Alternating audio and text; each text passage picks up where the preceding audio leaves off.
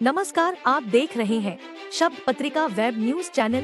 हमें आपसे शिकायत है, आप हमारे चैनल को सब्सक्राइब, लाइक, शेयर नहीं करते तो फौरन हमारे चैनल को सब्सक्राइब करें, लाइक और शेयर करें और हाँ, याद करके बेल के आइकॉन को जरूर दबाएं ताकि देश और दुनिया से जुड़ी ताज़ा खबरें आपको मिलती रहें। तो देखते हैं आज की बड़ी खबर। अमेरिका ने बार बार चेतावनी दी कि इसराइल किसी भी सूरत में हिजबुल्लाह तक युद्ध का विस्तार न करे, क्योंकि इसके दूरगामी परिणाम हो सकते हैं। लेकिन अब इसराइल आगे बढ़ चुका है।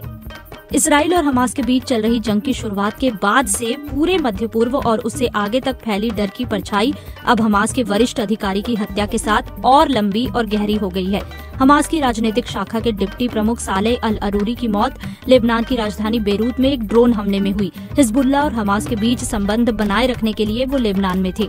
इसराइल गजा युद्ध से पहले भी लेबनान में मौजूद हिजबुल्लाह के नेता ने कहा था कि लेबनान की जमीन पर निशाना बनाकर किए गए किसी भी तरह के हमले का मजबूती से जवाब दिया जाएगा। इससे पहले तक हथियारों से लैस ये आर्मी और राजनीतिक ताकत केवल शब्दों के जंग में उलझे रहने की कोशिश कर रही थी। वो दक्षिणी सीमा के पास से इसराइल पर सीमित हमले कर रही थी। साथ ही ये कोशिश भी कर रही थी कि लेबनान को इस महंगे युद्ध में न खींचा जाए। लेकिन हिजबुल्लाह का गढ़ माने जाने वाले बेरूत के इलाके में उसके और ईरान के लिए अहम हमास के सालेह अल अरूरी की हत्या के बाद उसका हिसाब किताब बिगड़ गया है। हालांकि हिजबुल्लाह और उसका समर्थन करने वाले ईरान के उसके सहयोगी को ये पता है कि मौजूदा वक्त में उसकी तरफ से आई कोई भी प्रतिक्रिया न केवल युद्ध की दिशा और दशा बदल सकती है, बल्कि ये हिजबुल्लाह का नसीब भी बदल सकती है। लेकिन बेरूत में सालेह अल अरूरी और 6 अन्य लोगों की मौत की घटना ऐसे वक्त हुई है जब इसराइल के लिए दूसरे मोर्चों पर भी तनाव बढ़ रहा है। इसमें लाल सागर में शिपिंग के लिए इस्तेमाल होने वाले समुद्री रास्ते शामिल हैं, जहां ईरान समर्थित हुती विद्रोही गुट जहाजों पर हमले कर रहे हैं। हुती विद्रोहियों का दावा है कि वो इसराइल की कार्रवाई के बदले इसराइल से जुड़े जहाजों को निशाना बना रहे हैं।